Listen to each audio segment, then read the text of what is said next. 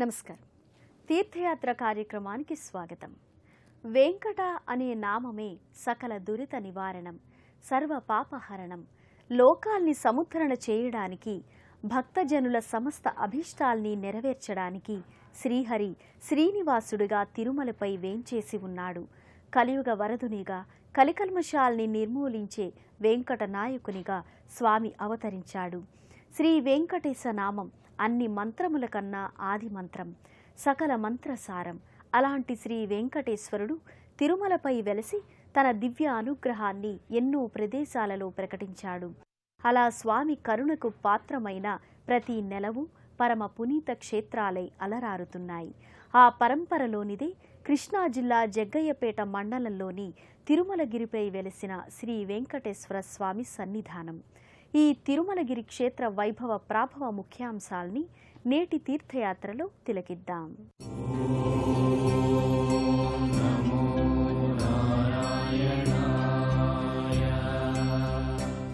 పద్మావతీదేవిని అన్వేషిస్తూ వైకుంఠం నుండి భువికి శ్రీనివాసుడు దిగివచ్చాడు. ఆమె జాడ తెలియక అటవీ ప్రాంతంలో ఓ పుట్టలో విశ్రమించాడు. పుట్టలో విశ్రమించిన స్వామికి ఓ దివ్యమైన గోవు తన క్షీరధారలతో ఆకలి తీర్చింది.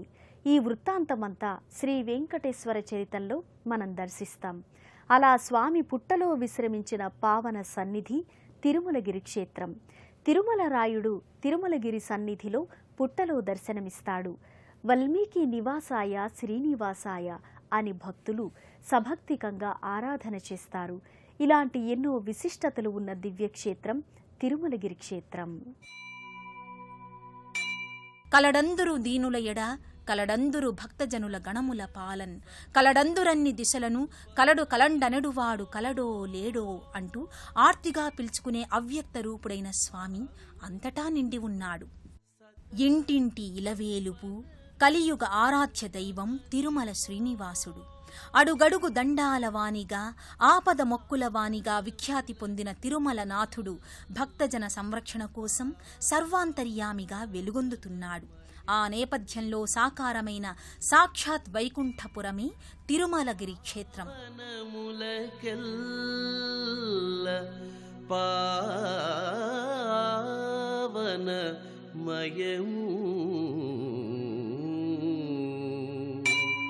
అదివో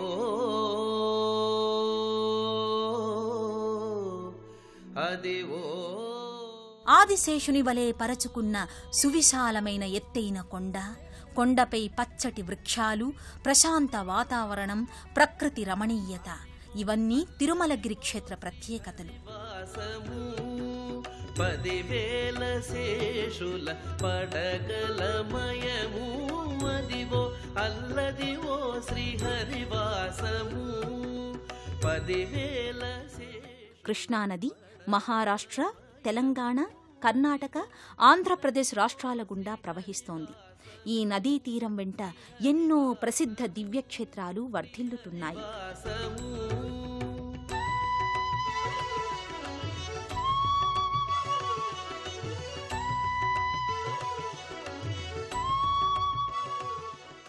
తిరుమల మందిర సుందర సుమధుర కరుణా సాగర అని భక్తులు నోరారా కీర్తించుకునే కలియుగ ప్రత్యక్ష దైవమైన శ్రీనివాసుడు స్వయం వ్యక్తమూర్తిగా వెలసిన కొండ.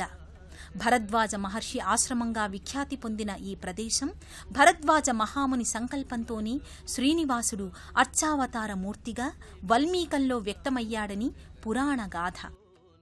స్వామి నెలకొన్న కొండపైకి చేరుకోవడానికి మెట్ల మార్గం ఉంటుంది. పరమ పవిత్రమైన ఈ మెట్ల మార్గంలో ఒక్కో మెట్టుకు భక్తులు పసుపు కుంకుమలో అలదుతూ స్వామివారి ప్రధాన ఆలయానికి చేరుకుంటారు. మెట్టు మెట్టుకు వందనం, మోహన రూపుడైన మా స్వామి సన్నిధికి అభివందనం అంటూ భక్తులు ప్రతి సోపానానికి ప్రణమిల్లుతుంటారు. ఈ సోపాన మార్గానికి ఓవైపు ఆంజనేయ స్వామి విగ్రహం, మరోవైపు గరుత్మంతుని భారీ విగ్రహాకృతులు నెలకొని ఉంటాయి. ఆనందమయము అదివో నిత్య నివాసమఖిలమునులకు అది చూడుడది మృకుడానందమయము. పంచభూతాలకి పంచకోశాలకు ప్రతీకగా 5 అంతస్తుల మహారాజ గోపురం కొండపైన గోచరమవుతుంది.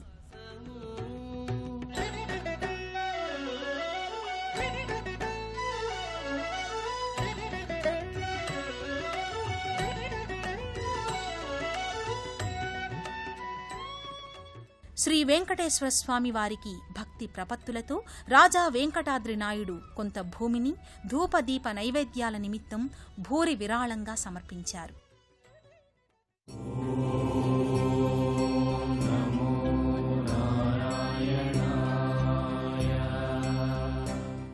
ఆద్యంతాలు లేనివాడు, సర్వము తానైనవాడు, ఆత్మభవుడైన పరంధాముడు అర్చావతారమూర్తిగా తిరుమలగిరిపై వేంచేసి ఉన్నాడు.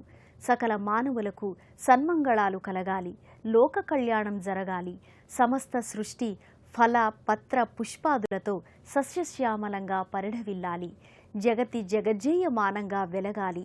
ఈ సంకల్పంతోనే భరద్వాజముని ఆకాంక్షల నేపథ్యంగా శ్రీహరి దివి నుండి భువికి దిగి వచ్చాడు. వల్మీకంలో వైభవోపేత శ్రీనివాసమూర్తిగా ఈ క్షేత్రంలో అలరారుతున్నాడు.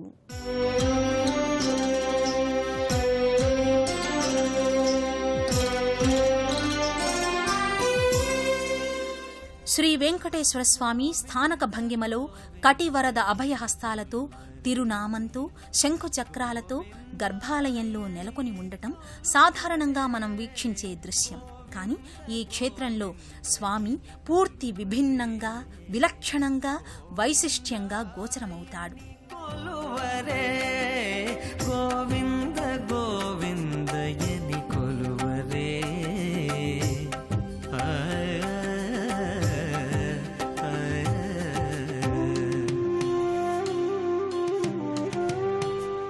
సర్వాంతర్యామి అయిన స్వామి అదృశ్య రూపునిగా వల్మీకంలో భక్తులను సదా అనుగ్రహిస్తున్నాడు.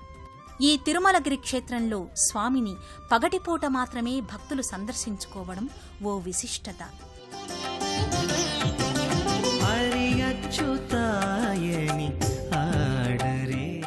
స్వామి పుట్ట రూపంలో అవతరించినందువల్ల అంతర్లీనంగా స్వామి ఆదిశేషువు రూపంలో నెలకొని ఉంటారని ప్రతీతి.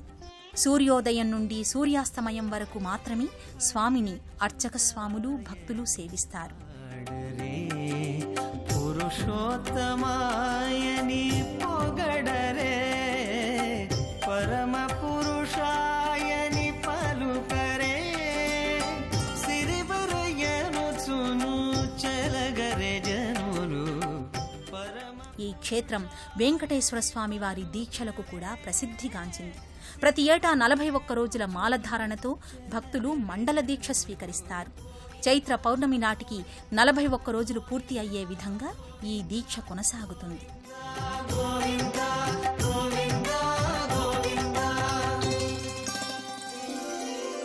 ప్రతి సంవత్సరం ఉగాది పర్వదినాన ఈ క్షేత్రానికి అసంఖ్యాకంగా భక్తులు తరలివస్తారు. రైతులు తమ వ్యవసాయ క్షేత్రంలో పండిన తొలి పంటలో కొంత భాగాన్ని స్వామికి మొక్కుబడిగా సమర్పిస్తారు. తమ పశు సంపదతో తిరుమలగిరి ప్రదక్షిణ చేస్తారు.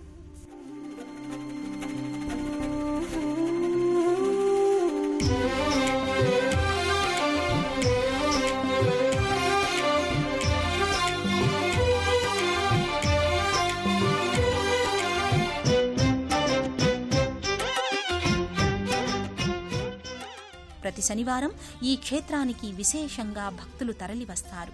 ఈ కలియుగంలో శనిగ్రహ ప్రభావం వల్ల వారి కర్మ ఫలరీత్యా మానవులు అనేక ఈతి బాధలకు గురి అవుతుంటారు. ఆ బాధలు తొలగాలంటే వెంకటేశుని పాదార విందాలను ఆశ్రయించడమే తరుణోపాయం. అందుకే శనివారం నాడు స్వామికి నిర్వహించే పూజాదికాలకు విశేష ప్రాముఖ్యం ఉంది.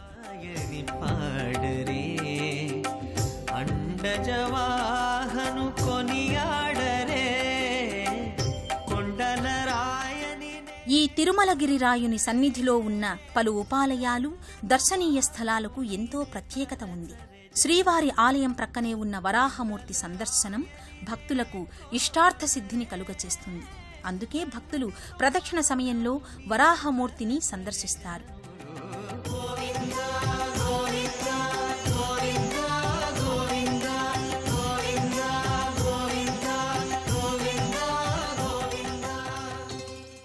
సకల భువన భాండాలు సమస్త ప్రకృతి శ్రీనివాసుని ముంగిట ప్రణమిల్లి కైమోడ్పులు సమర్పిస్తుంది. అలాంటి లోకేశ్వరుడు నెలకొన్న దివ్య సన్నిధి తిరుమలగిరి. ఈ సన్నిధానంలో స్వామి సమక్షంలో ఎన్నో ఉపాలయాలు, దర్శనీయ ప్రదేశాలు భక్తుల్ని ఆకట్టుకుంటాయి. ఆధ్యాత్మిక ఇతర భాగాన బిల్వ వృక్షం ఉంది. ఈ వృక్షం ఎంతో మహిమోపేతమైనదని భక్తుల భావన. దీనిని సంతాన బిల్వ వృక్షంగా భక్తులు ఆరాధిస్తారు. సంతానార్థులైన దంపతులు ఈ బిల్వ వృక్షం చుట్టూ 3 సార్లు ప్రదక్షిణ చేసి తమ దుస్తుల అంచులను చింపి ఆ చెట్టుకు ముడుపులు కడతారు. తమ అభీష్టం నెరవేరాక మొక్కుబడులు చెల్లించుకుంటారు.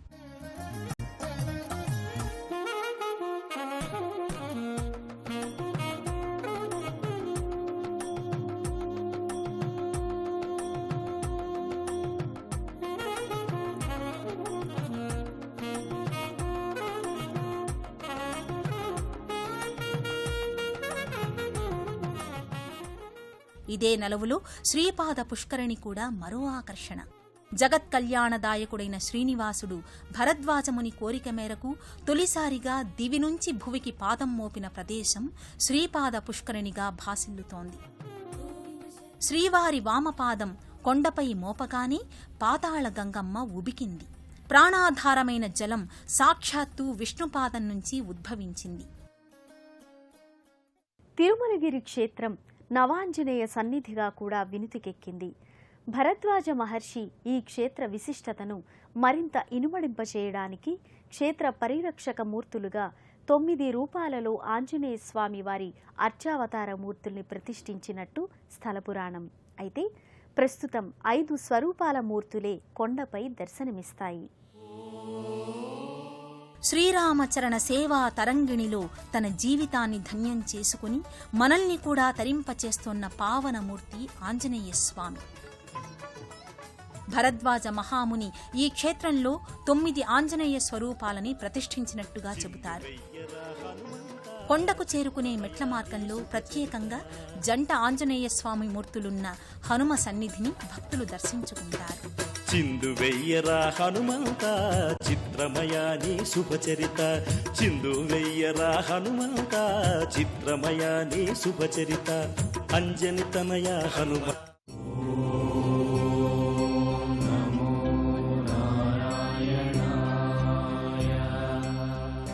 తిరుమలగిరి శ్రీ వెంకటేశ్వర స్వామి దివ్య సన్నిధి నిత్యం ఉత్సవ కళతో అలరారుతుంది. భరద్వాజ మహర్షి గోత్రజులు వైఖానస అర్చక స్వాముల ఆధ్వర్యంలో వైఖానస ఆగమోక్తంగా నిత్య పూజాది కైంకర్యాలు మొదలుకొని అన్ని ఉత్సవాల్ని కడు వైభవంగా నిర్వహిస్తారు.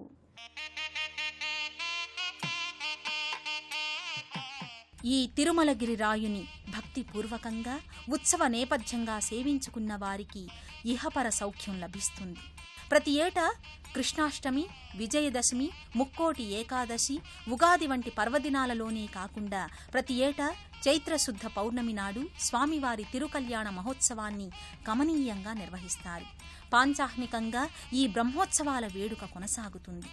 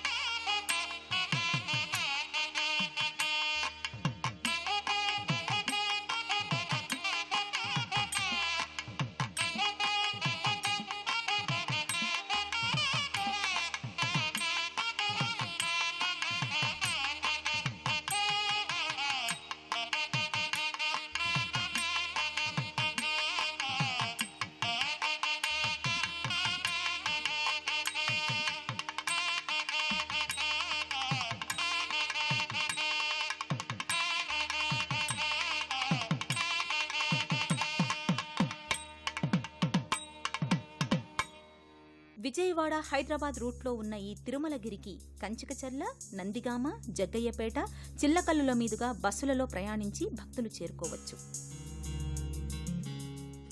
శ్రీ వెంకటేశ్వర ఆరాధన భక్తులకు సర్వాభీష్టప్రదం. భక్తుల్ని తాపత్రయాల నుండి, సంచిత, ప్రారబ్ధ, ఆగామి కర్మల నుండి విముక్తి చేస్తుంది. పంచమయ కోశాల్ని అనగా అన్నమయ, ప్రాణమయ, మనోమయ, విజ్ఞానమయ, ఆనందమయ కోశాల్ని అధిగమింపచేస్తుంది. శాశ్వతానందాన్ని స్వామి ఆరాధన కలిగింపచేస్తుంది. అంతరేంద్రియాల్ని జయింపచేస్తుంది. చిత్త సంస్కారాన్ని అలవరించి సత్యగుణాల్ని ప్రకాశింపచేస్తుంది. ఇలాంటి ఎన్నో ఉత్తమ స్థితిగతులు మనం పొందడానికి శ్రీనివాస పాదారవిందాల్ని ఆశ్రయిద్దాం. మరో క్షేత్ర సందర్శనంతో, మరో తీర్థయాత్రలో మళ్ళీ కలుసుకుందాం. అంతవరకు సెలవు మరి. నమస్కారం.